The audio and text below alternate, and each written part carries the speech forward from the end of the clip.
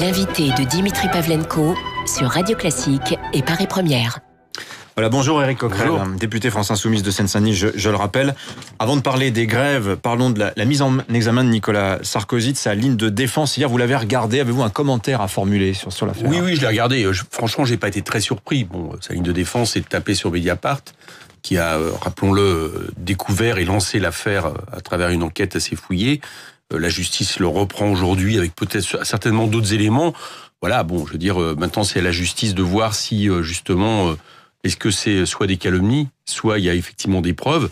Moi, je dirais que dans les deux cas, il faut que ça aille vite. Donc, il faut que les moyens soient mis, les moyens nécessaires soient mis en place, parce que c'est jamais bon de laisser penser que un président de la République peut être acheté par une puissance étrangère. Quelle que soit la solution. Donc, soit M. Sarkozy est coupable et il faudra que la sanction soit exemplaire, ça serait quand même un des plus grands scandales de la Ve République, soit il est innocent, et dans ces cas-là, on le saura vite. Moi, j'ai confiance dans la justice en l'espèce. En la matière, c'est vrai que sur cette affaire-là, ça fait longtemps que vous dites, ça traîne quand même, ça fait 10 ans que l'affaire pratiquement traîne, enfin sur des faits qui remontent à il y a 10 ans, mais enfin, ça fait maintenant près de 6, voire 7 ans. Oui, ça traîne. C'est vrai que il y a une tradition à la Ve République qui fait qu'un président de la République et un ancien président de la République est moins touchable qu'un citoyen ordinaire, entre guillemets. Bon, c'est à regretter d'ailleurs. Il y a aussi des moyens, si j'ai bien compris, pendant très longtemps, il n'y a même pas eu un policier à part entière sur cette affaire. Bon, là, ça s'accélère. Donc le temps n'est plus, à mon avis, aux polémiques. Il est que la justice se fasse. Bon, hier, il a donné plein d'éléments, mais on n'est pas juge. Moi, j'ai pas les éléments du dossier en détail, donc je suis bien en difficulté pour juger de la pertinence ou pas de ce qu'il a amené. C'est la justice qui, en l'occurrence, maintenant va être saisie, et c'est tant mieux. Éric Coquerel, la grève aussi également. Les manifestations hier dans toute la France, donc comptage 323 000 manifestants, dit le ministère de l'Intérieur. La CGT 500 000. On peut peut-être d'abord se féliciter sur le fait que les écarts qu'on avait traditionnellement sur ce comptage ont tendance un petit peu à se réduire. Quelle photo vous retenez, vous, de la journée d'hier, Éric Coquerel ? On vous a vu notamment aux côtés de Jean-Luc Mélenchon, là, frapper notamment je sais plus comment ça s'appelle, c'est un bombe de chantier. Voilà, voilà, c'est ça. C'est les cheminots plusieurs fois qui nous ont invités à venir dans la manifestation. Et là, c'était effectivement pour avoir un acte matériel que font les cheminots. Bombe de chantier éclatée à la masse, donc par Jean-Luc Mélenchon. Il avait un casque, vous avez vu, il avait un casque, Jean-Luc Mélenchon. Moi, je l'avais pas, c'est un peu dommage que ça fait du bruit. Non, c'était sympathique, et ça montre qu'on a eu un excellent accueil de la part des manifestants. Vous avez choisi les cheminots, je note. Vous auriez non, il y avait un autre point fixe ailleurs sur les services publics. On avait 2 points fixes. Bon, les cheminots, très franchement, aujourd'hui, on voit bien que c'est là où ça passe ou ça casse. Enfin, c'est ce que veut faire le gouvernement, c'est-à-dire que il affronte un des secteurs les plus mobilisés, les plus unis aussi. Vous avez tous les syndicats appellent pour essayer ensuite une fois que, un peu comme Thatcher l'avait fait avec les mineurs, il se dit bon, une fois que j'aurai battu ce mouvement très organisé syndicalement, vous pensez après la route est libre. Veut que les cheminots soient très mobilisés. Oui, parce que en tout cas, il veut les affronter, il veut les battre. Ça, j'en suis certain. Sinon, il n'aurait pas utilisé des phrases provocatrices comme au Salon de l'Agriculture récemment. Vous savez, quand il s'adresse à un cheminot en le mettant en comparaison sa retraite avec celui d'un agriculteur. Bon, il y a un côté, je fais affronter le peuple entre eux, je divise le peuple, alors même que c'est une manière de cacher que les vrais privilèges sont ailleurs. Et notamment dans ses amis du capital à qui il a donné 9 milliards lors du dernier budget. Donc, c'est une façon de faire un peu désagréable. Et je pense qu'il y a un côté provocateur. Ouais. D'ailleurs, on vous voit sur cette image-là de Jean-Luc Mélenchon frappant donc cette bombe de chantier à la messe. Vous êtes juste derrière et vous incitez, vous les cheminots, à scander Mélenchon président. Non, président. Je le reprends. Parce que dans une manifestation comme ça, justement, nous, on fait attention à ce qu'on soit là pour soutenir le mouvement et non pas pour, le mélanger. Bon, mais c'est eux qui le disent spontanément, donc je peux pas m'empêcher au bout d'un moment quand même de le reprendre. Non, mais ce qui est intéressant là dans le mouvement, c'est qu'il y a un os pour Emmanuel Macron. Emmanuel Macron, ce qu'il veut faire, c'est aligner définitivement le pays sur le néolibéralisme. Donc il faut s'attaquer à tous les piliers de ce qu'on appelle l'État social. Il l'a fait avec les lois Pénicaud, en inversant la norme entre les accords de branche et la loi. Il le fait avec un budget d'austérité sans pareil à la fin 2017. Il va le faire si il arrive à passer justement en force avec la protection sociale sur les retraites, les cotisations dans les 2 ans à venir. Et donc là, maintenant, il s'attaque au service public. Et pour s'attaquer au service public, il commence sur sur le plus emblématique, la plus emblématique des entreprises publiques, qui est celle de la SNCF. Bon, voilà, donc il faut l'arrêter. Pourquoi il faut l'arrêter? Parce que ça ne convient pas à l'intérêt général. Oui. On a besoin d'un service public du ferroviaire pour des questions écologiques, des questions d'aménagement du territoire, des questions d'égalité sociale. Vous dites qu'il y a un os pour Emmanuel Macron. Il n'y a pas aussi un os pour Jean-Luc Mélenchon il voit peut-être une occasion de remonter en selle après quand même un petit creux. Ça va, on est en selle, vous inquiétez pas. Vous êtes en selle, mais enfin bon, quand même, moi je me rappelle pendant la réforme contre les ordonnances, réformant le code du travail, d'un Jean-Luc Mélenchon déçu à la fin du mouvement qui se dit ça a raté, les syndicats ont un peu fait rater la mobilisation. Non, c'est pas ce qu'il a dit. Aujourd'hui, il a dit nous n'avons pas réussi à mobiliser et je regrette la division syndicale. Ouais. En l'occurrence, il pointait surtout du doigt ceux qui n'avaient pas été dans la rue et non pas les syndicats qui avaient été. Et aujourd'hui, la division ça, évidemment qu'on le regrette parce que la loi Pénicaud, c'est pas n'importe quoi. On en voit les conséquences aujourd'hui avec les accords de rupture conventionnelle collective qui frappent l'emploi, qui permettent des licenciements facilités. Donc le moins qu'on puisse dire, c'est qu'on avait raison de s'y opposer.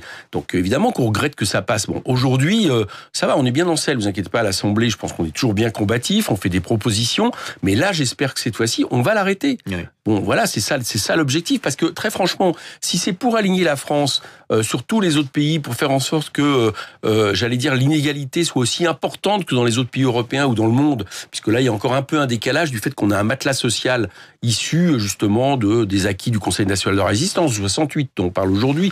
Bon, je vois pas le bénéfice pour la population, loin de là.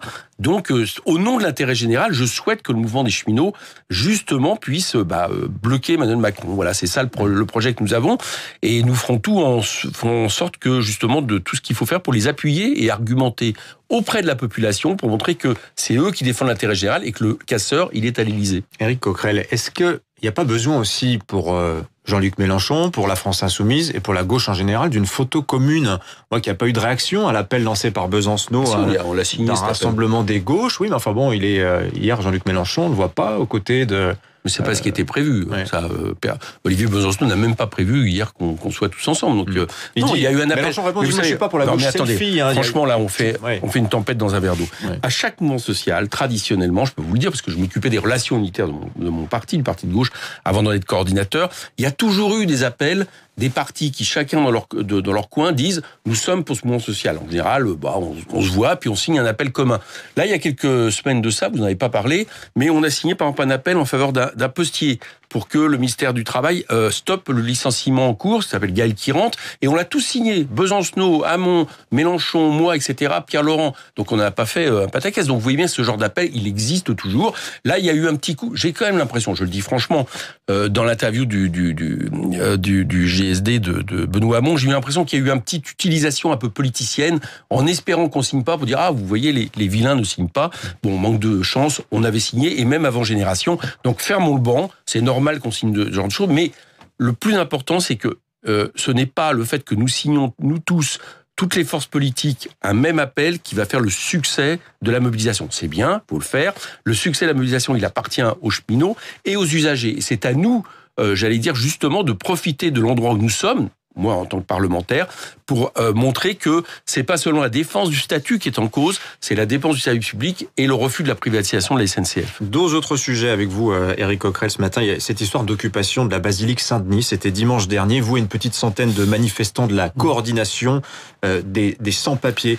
Comme si vous cherchiez un peu à ressusciter l'occupation de Saint-Bernard il y a un peu plus de 20 ans. Il y a eu une très vive réaction du Front National. Ah oui, j'ai même des menaces par mail physique. Mais même aussi des élus LR et des modérés. Je pense à Virginie Calmels, par exemple, qui vous reproche cette action. Ouais. Moi, j'ai vu que le diocèse avait une réaction très paisible sur cette affaire, insistant sur le fait qu'il n'y a pas eu de dégradation. Écoutez, sur cette histoire, il y a deux choses. Un, il y a eu une occupation, il y avait déjà eu il y a quelques années, et on va dire même c'est une présence symbolique. L'idée n'était pas de faire Saint-Bernard. Moi, j'ai appuyé, j'étais pas parmi les organisateurs, mais l'idée était de dire c'est plus possible que dans la Seine-Saint-Denis, on met autant de temps à traiter les dossiers des migrants, des sans-papiers, des demandeurs d'asile. Il y a un vrai problème. On a été plusieurs élus. Il y a le projet de loi derrière, asile et immigration. Oui, il y a le projet de loi, mais il y a aussi le fait que, faute de moyens, principalement, il y a un vrai problème de délai, de prise de retard qui fait que des gens se retrouvent dans la difficulté et éventuellement hors la loi du fait même des délais. Donc, c'était une présence symbolique pour attirer les médias, très franchement. L'idée était de rester une heure ou deux, c'était pas une occupation. Il n'y a pas eu d'interruption de messe, contrairement à ce qui a été dit, c'est pas vrai. Alors, il y a eu encore moins de profanation des tombeaux des rois. Alors là, on dirait du Maurras.